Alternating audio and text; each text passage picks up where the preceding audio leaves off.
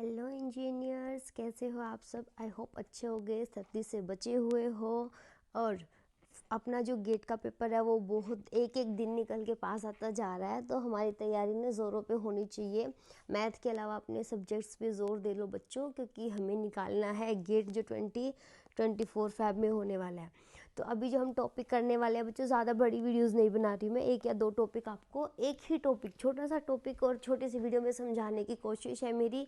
और जिसको समझ आ जाए ना वो बता भी दे कि हमें समझ आ रहा है या कन्फ्यूजन है।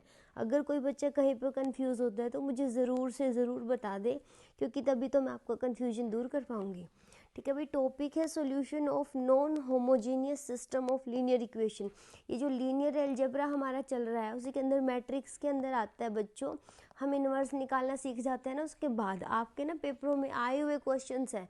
आपको ना होमोजीनियस सिस्टम देता है, पर उससे पहले एक बार नॉन होमोजीनियस समझ लो, छोटी सी वीडियो में समझा दूंगी। उसके बाद होमोजीनियस करेंगे, क्योंकि दोनों टाइप से आपके पास क्वेश्चन आ जाता है पेपर में। ठीक है, और ये आपका इंजीनियरिंग मैथ में भी काम आने वाला है, जो फर्स्ट ईयर के लिए होगा। बच्चा जो भी देखे तो अपने जूनियर्स को भी इन्फॉर्म कर दे, ठीक है, मतलब शेयर कर दे उनसे।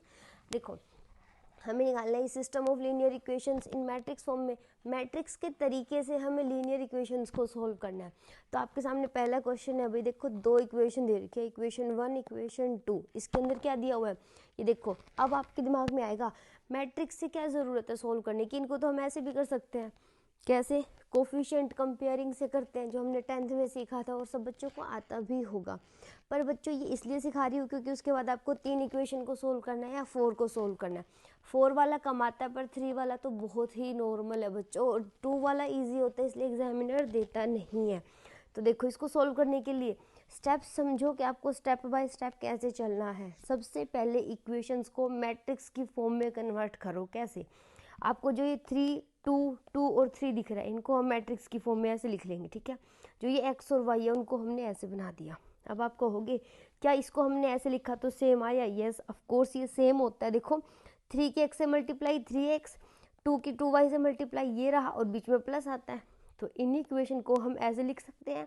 आप मल्टीप्लाई करके देख लो, इनकी इसके साथ, फिर इसकी इसके साथ, और ये इक्वेशन बन जाएगी इक्वल टू दिस। जो इक्वालिटी के उधर लिखा हुआ था बच्चों, उसको हमने फिर से कॉलम मैट्रिक्स में बना लिया। ठीक है, कॉलम मैट्रिक्स समझ गए ना। देखो 2 क्रॉस 1 की मैट्रिक्स है, 2 क्रॉस 1 की मैट्रिक्स है, और 2 क्रॉस 2 की मैट्रिक्स है, और इनको मल्टीप्लाई करेंगे। देखो, जब 2 क्रॉस 2 को मल्टीप्लाई करेंगे किससे? 2 क्रॉस 1 से, तो आपके पास ये वाला 2 खत्म होके ये वाला 2 और ये 2 1 की मैट्रिक्स आ जाती है। ये ना हम पढ़ते हैं डिटेल में, पर आपके लिए इतना फ़ायदेमंद भी नहीं होगा पढ़ना, और आपके पास इतना टाइम भी नहीं है कि मैथ को इतना डीप में पढ़ो आप। ठीक है, मैथ आपके लिए कितना आ रहा है भाई? 10 to 15 आ रहा है, तो इसलिए हम कोशिश कर रहे हैं भी कुछ तो मार्क्स ले ले इसके अंदर, ऐसा ना हो कि बिल्कुल ही छोड़ के चले जाएं। ठीक है, तो आपके सब्जेक्ट को बहुत ज़्यादा फोकस्ड पढ़ो, और इसको इतना पढ़ो कि कुछ क्वेश्चन सॉल्व हो जाए। तो जैसे कि हम 3 क्रॉस 4 मैट्रिक्स है ऑर्डर की, और उसको हम 4 क्रॉस 5 से मल्टीप्लाई करते हैं। पता नहीं मैंने पहले बताया है कि नहीं आपको वीडियो में। तो जो नई मैट्रिक्स आएगी वो 3 क्रॉस 5 ऑर्डर की आएगी। ठीक है, तो जो लास्ट फर्स्ट और लास्ट होता है उस ऑर्डर की मैट्रिक्स हमारे पास आ जाती है। तो अब आप देखोगे हमने इसको ऐसे लिख लिया था, इसको हम ऐसे कन्वर्ट कर देते हैं। इसको हमने ए मान लिया, इसको हमने एक्स मान लिया, इसको हमने बी मान लिया। ये फिक्स मैट्रिक्स है, ये फिक्स मैट्रिक्स है, ये हमारी वेरिएबल मैट्रिक्स है जिसकी हमें वैल्यू फाइंड आउट करनी है। यही तो हमारा काम है ना। तो अब क्या करो, इसको कैसे फाइंड आउट करें? देखो, अगर मेरे पास एक मैट्रिक्स है, इस मैकेनिज्म को समझो, ए एक्स बी लिखा हुआ है।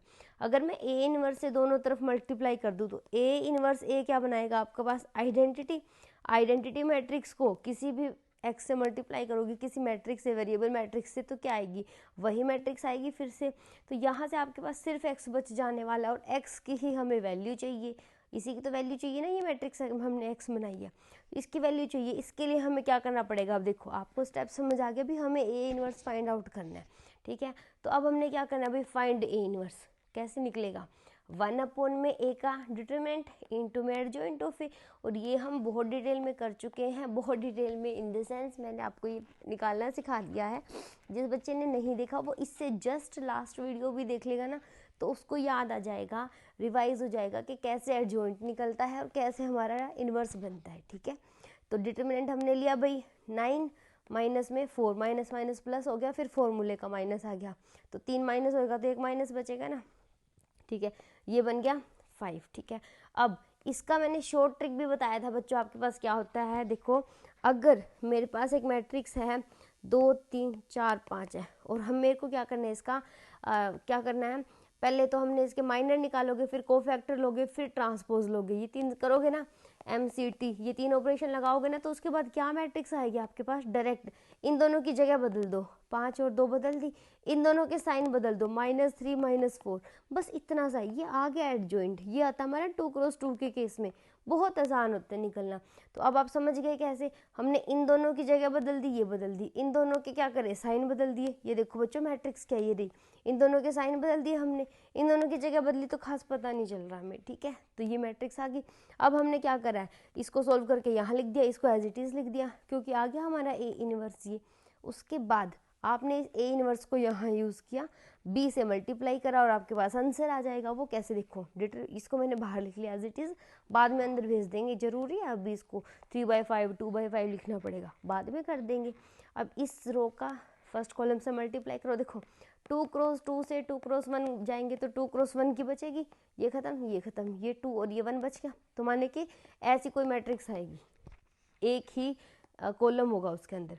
तो 3 × 3 2 × 7 करेंगे तो -14, तो 9 में से 14 गया -5, और -2 × 3 -6 हो जाएगा, और ये रिजेक्ट 21 माइनस करोगे तो 15 आ जाएगा positive.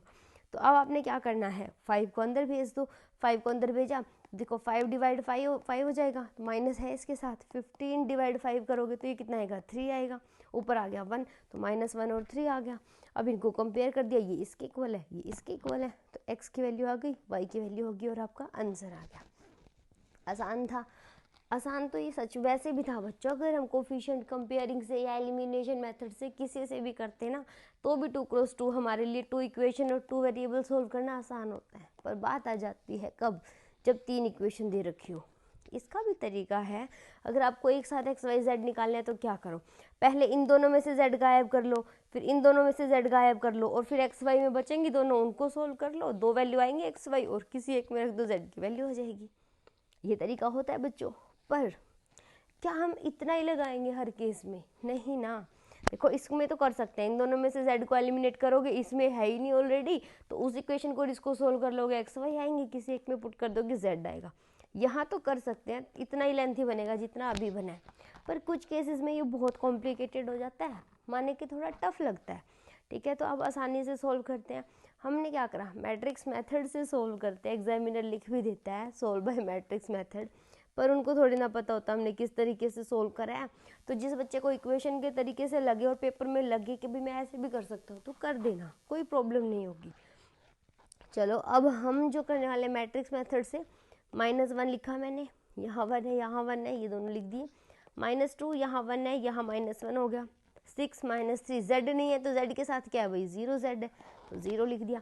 x y z matrix बन गई 8 -5 और -6 यहाँ पर आ गए, क्लियर है। उसके बाद ये कितना बन गया, ax b की फॉर्म में आ गया। अब inverse of a find out करो, डिटरमिनेंट निकाल लिया, -3 आ गया। इनवर्स आप निकाल लेना लास्ट वीडियो को देख के, तो ये मैंने निकाल के लिख दिया है। अगर मैं यहाँ निकालूंगी तो फिर वीडियो बड़ी हो जाएगी, और ऑल यू आर इंजीनियर्स, आपको इतना लंबा कैलकुलेशन पसंद भी नहीं आएगा, ठीक है, तो इसलिए मैंने पहले लिख लिया। नेक्स्ट देखो, ये बन गया इनवर्स। अब हमें क्या करना है, इस ए इनवर्स को बी से मल्टीप्लाई करना है, जो कि मैंने यहाँ लिख दिया। ये रहा डिटरमिनेंट -3, और ये रही बी ए का इनवर्स, और ये रही मैट्रिक्स। तो हम देखो, जब 3 क्रॉस 3 को 3 क्रॉस 1 से मल्टीप्लाई करेंगे तो 3 क्रॉस 1 की आएगी ना, माने एक कॉलम और 3 रो, एक ही कॉलम है ना, तो ये मैट्रिक्स हमारे पास बनेगी। फर्स्ट रो को इससे मल्टीप्लाई करा, ये आएगा, इसको इसके साथ मल्टीप्लाई करा, ये इसको मल्टीप्लाई करा, ये आ गया। कैलकुलेशन आप कर लेना बच्चों, और करके देख लेना, जैसे मैंने बना दिया ऐसे मत बनाना, क्योंकि मैंने कर लिया है पहले से। इतना तो कर लो, जितना वीडियो में देखते हो इतना तो ज़रूर पढ़ लेना, इसको भी स्किप करने की कोशिश मत करना, ठीक है। तो ये आ गया हमारे पास, 3 को अंदर भेजोगे तो देखो यहाँ 3 है, यहाँ -3 है, तो -1 आ जाएगा, ये माइनस इसके साथ जाएगा तो प्लस बन गया, 21 को 3 से डिवाइड किया तो 7 आ गया, तो -1 0 और प्लस के 7 आ गए हमारे आंसर। तो हमने कंपेयर कर दिया और ये बन गए हैं हमारे आंसर्स। तो इस तरह से हम क्या करते हैं बच्चों, 3x3 ऑर्डर की जो मैट्रिक्स होती है उसको सॉल्व कर पाते हैं बाय दिस मेथड। ठीक है, मेरे ख्याल से आपको समझ आ गया होगा। और ये तो देखो मैंने कराया नॉन होमोजीनियस, ठीक है। होमोजीनियस भी मैं नेक्स्ट वाली वीडियो में करा दूंगी, ज़्यादा लंबा नहीं करूंगी उसको भी, क्योंकि आपका होमोजीनियस से रिलेटेड ज़्यादा क्वेश्चन आता है, नॉन होमोजीनियस से कम पूछते हैं। ठीक है, तो मिलते हैं नेक्स्ट वीडियो में, तब तक के लिए thank you so much, best of luck आपके गेट के लिए। 3 फैब से शुरू है ना, 3 और 4, फिर आगे तो चलेगा ही सैटरडे संडे से। Thank you so much.